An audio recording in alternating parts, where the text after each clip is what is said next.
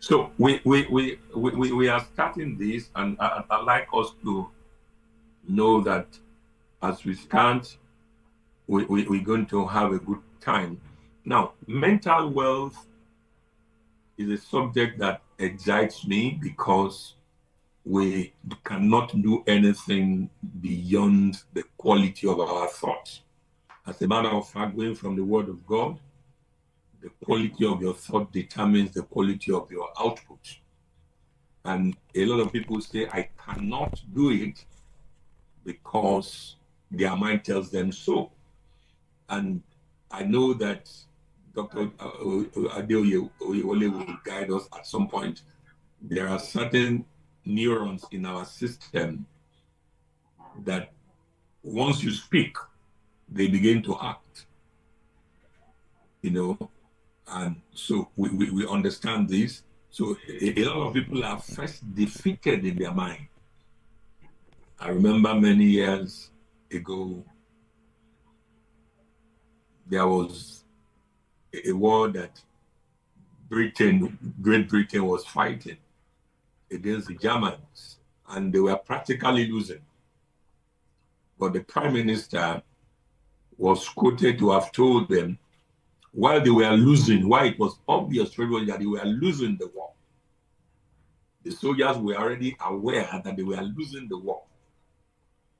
But the prime minister told them clearly, we will fight them on the mountain, in the valley, on the land, on the sea, until we defeat them.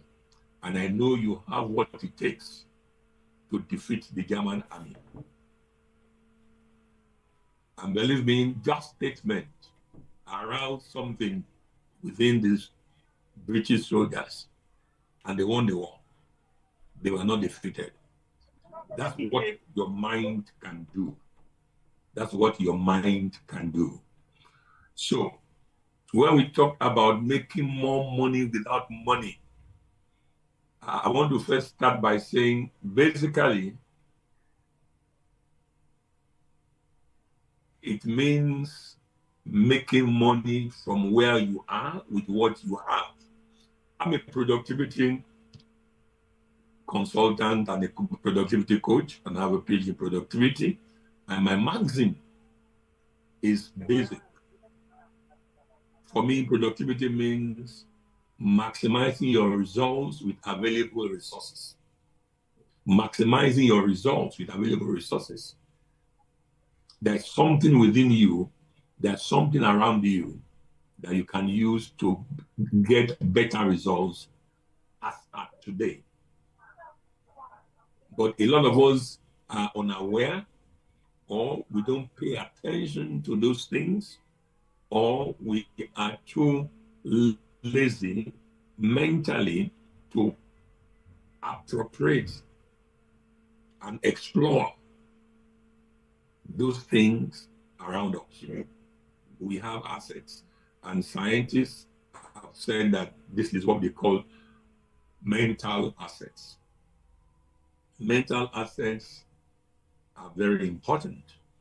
Now, a story, when I was preparing for this class, a story occurred to me. When I was in the banking industry some 25 years ago, in my last few years, I had a friend who needed a loan of 5 million naira. I was sitting on a desk where I would give loan of 100 million naira. I could process it and I would get approval for clients. Well, I couldn't get approval for this, my very good friend, for 5 million because he didn't have leverage. He was in, I knew he had the capacity, but he didn't have leverage because he didn't have assets, as it were. Nobody was going to give him the money. Now, looking back, as my position permitted, I could grant what you call bond. Please mute your microphone, please.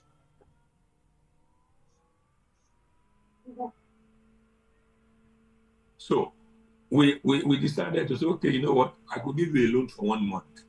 You pay up at the end of the month, then we keep doing that until you're able to sort yourself out. And he agreed. But looking back, he didn't take that option. He went to another bank because somebody was willing to stand for him. Somebody signed a guarantor's form for him and pledged his own resources for the man. And the man got, instead of 5 million, he got 50 million loan, 50 million naira loan from that other bank. Looking back 25 years later, the man who borrowed money based on his friend's collateral is 10 times wealthier and richer than the man who went to help him. So it means that all along, the man had something within him that would generate wealth. But he needed that connection.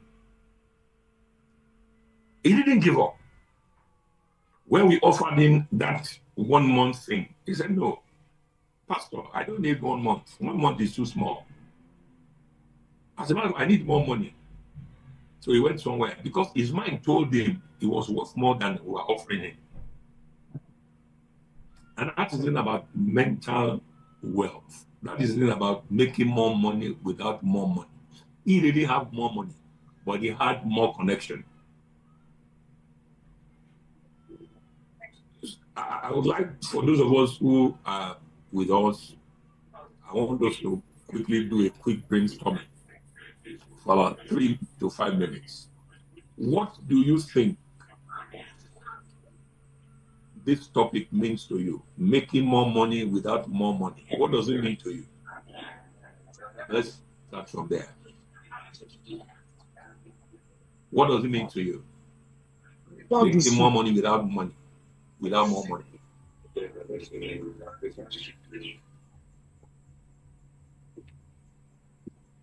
Is anybody?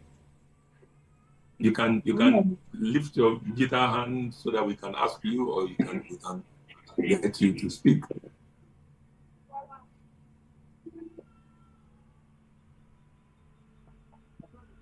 Whoever is disturbing this discussion, we are going to just remove you. You can't come to a place that you are going to create mental peace for us, and you are diverting our attention. If your microphone is disturbing us, we're just going to remove you from the system. You can join on YouTube.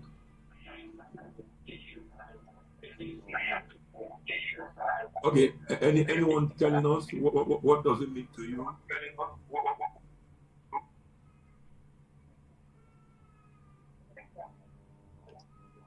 Anybody there?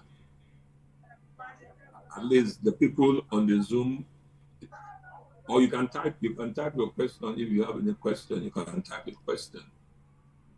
Or you can type your comment. What does making more money without more money mean to you? Or why did this topic attract your interest? Why did this topic attract your interest? Maybe that's a question we should ask.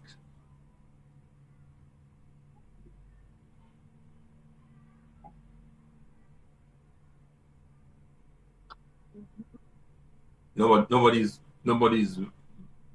saying anything. Okay. If you're not going to talk, I'm going to just continue then. But again, it should be more interesting. Okay, somebody said it means the skills I possess over time. The skills I possess over time. I didn't quite.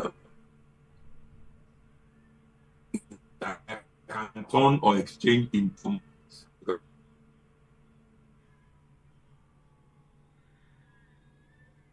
Because that's what it means. It's something that you have. It's not just your skill alone. It could be your intellectual asset. It could be your relationship. It could be your experiences. It could even be your goods and services. I mean, whatever it is, you can release them. For example, you can also look at some of the assets that you have that are not useful to you, and you can convert them. We call it asset stripping. We call it asset stripping. You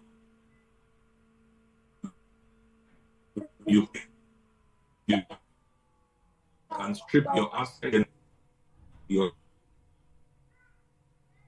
and that we will see this. Mental wealth basically will refer to such things as critical thinking, emotional intelligence, your resilience, alongside practical skills such as, in this era, digital proficiency and industry connections.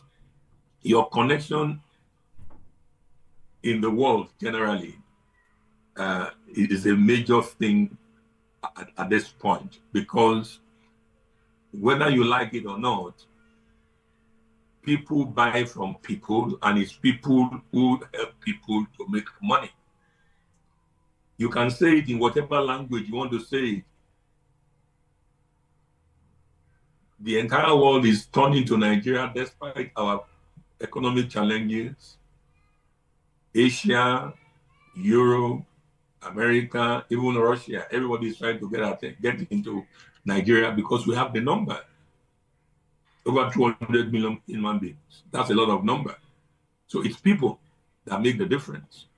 So when we're talking about mental wealth, basically it can include those soft skills such as critical thinking, emotional intelligence, and your resilience. We're going to go into the details of all this, but it just means that your ability to reason things out. Where you ought to spend 1 million naira, you can spend 100,000 if you know how to think properly. Emotional intelligence is all about being aware of your emotions and the emotions of the people around you. For example, there are people who want to buy certain things because they are just emotional. But if you are not emotionally aware of your limitations, of your inability to control yourself when it comes to spending, you may be spending wrongly. Meanwhile, emotional intelligence will tell you, okay, I will normally do that. I've made up my mind I want to go and buy this pen, and I've made up my mind that I'm going to buy this pen for 1,000 naira. And I get to the point of buying the pen, and I'm asking my wife, convince me why you buy this pen. She said, well, you don't say you want to buy the pen. I say, yes, but you have to convince me now why I have to buy the pen. And the reason is simple. In that moment, I want to ask myself, am I just being emotional? Is this a necessity? Because if I'm paying for this pen when it's not a necessity, then it's a downward investment. Even if it's a necessity, is it a necessity that I can defer to tomorrow? Or is it a necessity that I cannot delay purchase beyond today? Because there is also what you call the opportunity cost of money. There is time value of money. That is what your money can buy today. You cannot buy it tomorrow. If I invest the money, I'll get more value. But there's also opportunity cost. If I'm spending 1,000 naira on this pen, I could as well use the 1,000 naira to invest in going for a training program. I remember many years ago, this was 10 years, I think this was 12 years ago. I left Nigeria and I said I was going to America to attend the John Maxwell training program. And at that time, it was $5,000, apart from my ticket fare. And some close friends told me that that's a lot of money in America, those who live in America. Why would you leave Nigeria and spend $5,000 to attend a 3-day program? Apart from your ticket? I said, well, I think I'm going to get value for it. At least I had the training, I met a lot of consultants, I took photographs and had discussion with John Maxwell. He became my mentor. He gave me license to practice and all that, using his brand name and all that. That was worthwhile for me. But I did something else later. This must have been 2017. I left Nigeria and I went to attend a 1-hour course in UK on productivity. 1-hour course in UK on productivity. 1-hour course. No certificate, no photograph. And I took a flight from Nigeria, Lagos, Nigeria, went to UK to do that. And somebody came and asked me, sir, what certificate did they give you? I said, they give anything. And they collected your money. I said, yes, because I got knowledge. So they get knowledge? I said, yes, knowledge. Looking back, those investments, they paid off almost immediately. But why am I saying this? This is about emotional intelligence. I wanted to be sure I'm getting value for what I'm doing. Those things are more important than whatever else we do.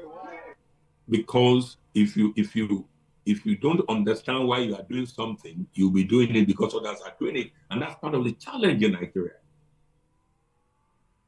Then, of course, resilience, ability to bounce back. Some people, they get depressed. That's why we have Dr. Adeoye here. When they have a setback, they just get depressed and they go downward forever. They don't bounce back. I don't know the percentage of those who don't bounce back when they have affliction. I'm sure Dr. Adeoye can help us. But the point is simple. If you are not mentally strong, you cannot survive in the wealth game. You cannot survive it. I have been down financially, I've been down medically, I've been down professionally. But what has made it possible for me to bounce back is this resilience. I remember many years ago, I showed back in a place. I showed up in a place. One man looked and said, "Sir," I said, "Yeah." He said, "What are you doing?" I said, "Well, I came." He said, "You have liver. With all you have gone through," I said, "What do you expect me to do? To die?" I didn't die. I'm still alive. Those things are very important because if you don't know, a lot of people are defeated in their mind. Some men, and I'm sure there will be women too, when they lose their job or they lose their income or their income base, they take it on their spouses. That does not solve your problem. Practical skills are also important. Soft skills are important. Practical skills are important. What do you have? What can you bring to the table? Because on the wealth table, there is no free lunch. What do you have? A lot of people will tell you, I'm looking for money for capital. No, that's what is called sweat capital. That's what is called relationship capital. But a lot of Nigerians, by the grace of God, I'm a consultant almost on a daily basis. Almost on a daily basis. I am talking to somebody who is trying to bounce back. And the first thing they would always say, generally, is, I need capital. A man who has never seen 1 million pass through his account in a year is telling you that he needs 10 million naira to do business. Who is going to give you that money? Even if you get that money, you are going to lose it because your mind is not stable enough to know that this is how to manage this kind of wealth. For a lot of young people, when they first make money, what they first do is they go and buy an expensive phone. They want to look good. Because your mind is not well attuned to the kind of success that you are achieving. So those things, they will affect your success. So you need practical skills. What do you have? What do you have? One reason why Peter was outstanding among the disciples of Jesus Christ was that he was a professional through and through. And his profession was always useful. They needed money to get money from the mouth of a fish. An accountant like Judas Iscariot couldn't have done that job. He's a fisherman that would do it. That was his skill. I mean, we hear, unfortunately so, some people say, oh, that God has called them into full-time ministry. So all you do is just preach. There's nothing wrong with it. But if that preaching that God has called you to preach does not put food on your table, you better go and get a job to do. Some people are hoping for 4 years that you are still pursuing one contract, one business. In 4 years, you have not been able to feed your family. You need to examine your brain. There's something called delusion of grandeur. I'm sorry, I'm not competent to use all these terms where Dr. Adeoye is. So he's going to begin to talk to us about some of these things. Delusion of grandeur. You just believe that you are going to make it, you are going to make it, and you are not even doing anything. You are just deluding yourself. So those things are very key. Then, of course, positive strategies.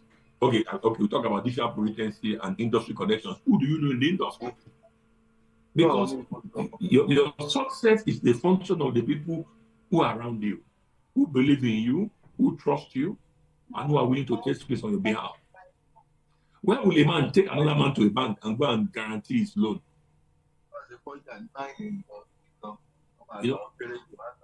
So it's important for us to understand those things. Then your industry connections. Who do you know? What is the quality of people do you know? But some people say, well, the problem is that in this Nigeria, you must know somebody. Excuse me, in this world, you must know somebody. Jesus Christ appeared as the Lord and Savior to Saul of Tarsus. He struck him blind. And the first thing he told Saul of Tarsus is to go to the city called Straight, to the street called Straight, and wait there. And God arranged for Ananias to go and meet with him. Connection.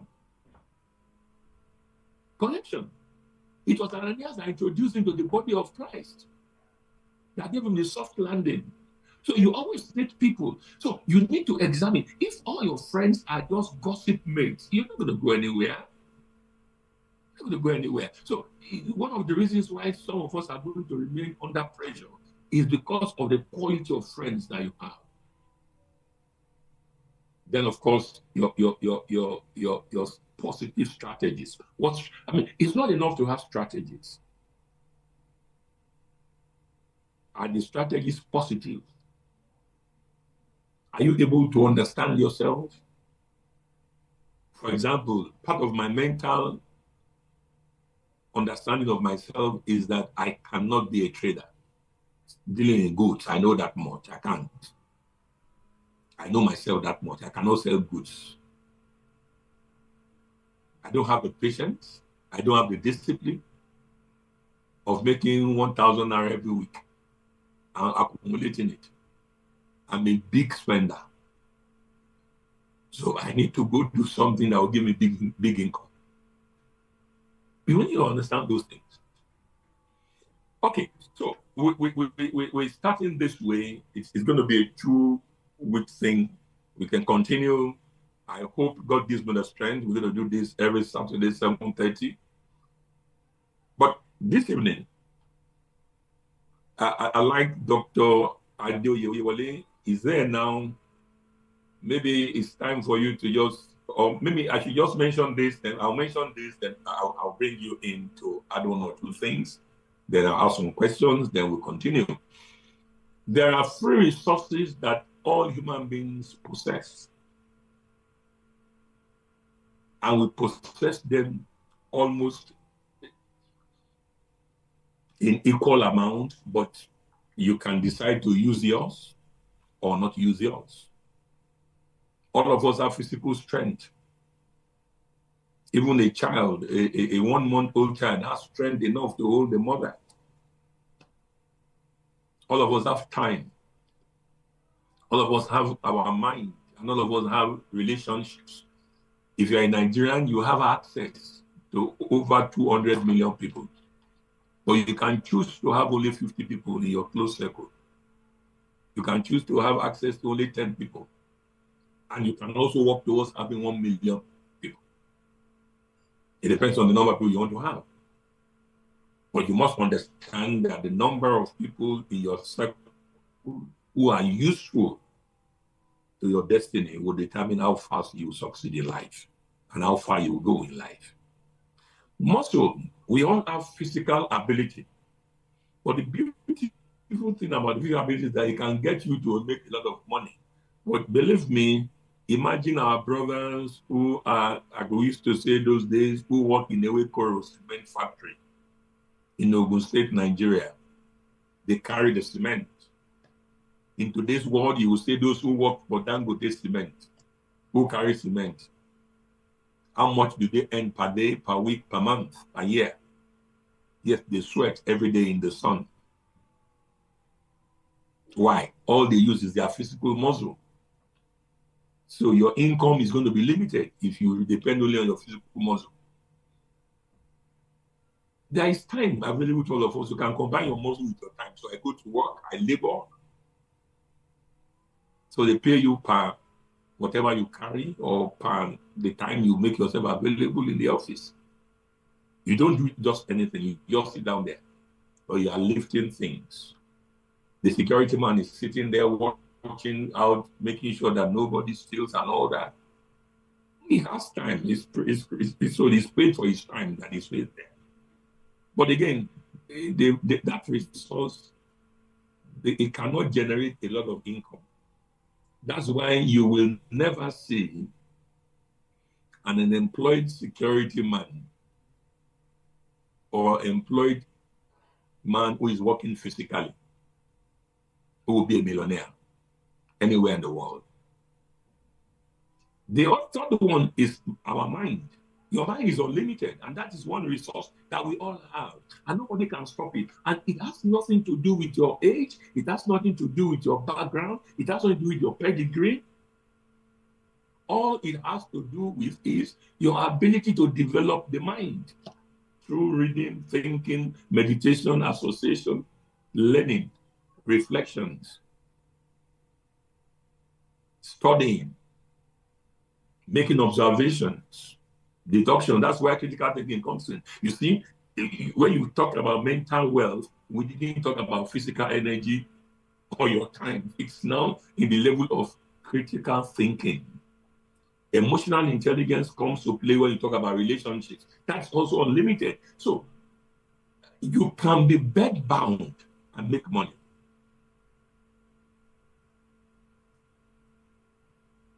You may not go out, and that is the world today. The world today, after COVID-19, people work from home.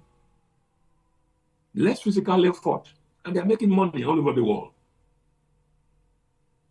So the fourth one, which is our major resource, is our relationships. Your relationship, the relationship you have, if the relationship is a quality relationship, then you are bound to generate quality results from it. You are bound to make quality results from it.